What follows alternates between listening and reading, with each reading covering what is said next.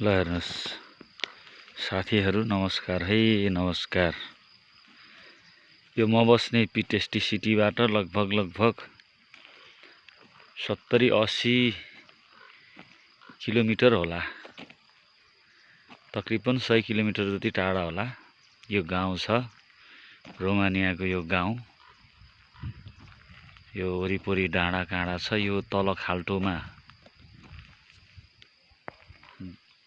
एउटा बजार छ। यहाँ यो चाहिँ ठाउँ, यो गाउँ, यहाँ चाहिँ धेरै घरहरू छैन, 5-7 वटा घरहरू रहेछ। यहाँ त्यहाँ परसम्म चाहिँ बिजुलीको पोल आएको छ र त्यहाँदेखि यहाँसम्म 1, 2, 3, 4, 5 वटा पोल हाल्न हामी आएका छौँ। हिजोसम्म सबै खाल्टोहरू रेडी भएर त्यहाँनिर एउटा फलामको फरमा सेट गरेर गएका थियौँ 2टा।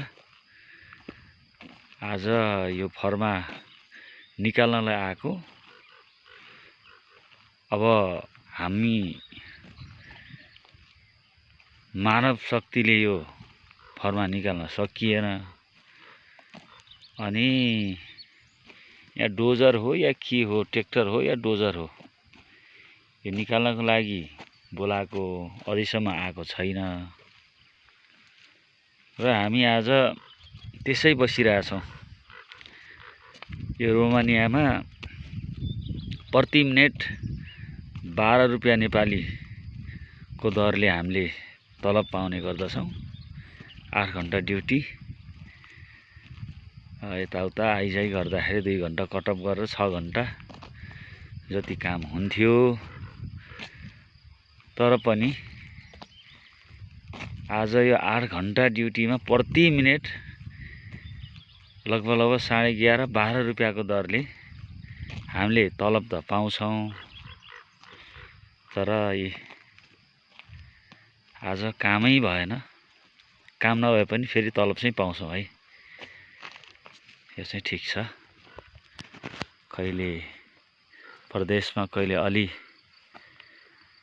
मेहनत गर्नुपर्छ ज्यादा, कहिले यसरी बसी पनि प्रति मिनेट तकरिबन 12 रुपियाँको दरले कमाइ हुने गर्दछ। आज चाहिँ हेर्दै जाउँ कतिखेर यो स्रोत साधन उपलब्ध हुन्छ, साधन आउने हो। त्यतिन्जेलसम्म मजाले यहाँको दृश्यहरू अवलोकन गर्दै छौँ। ठ्याक्कै नेपालकै याद आइरहेछ, नेपालकै याद आइरहेछ।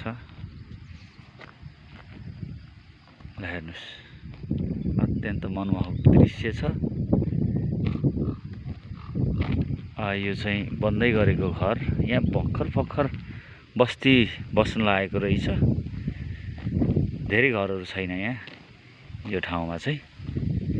ल है त साथीहरू, बिदा भएँ।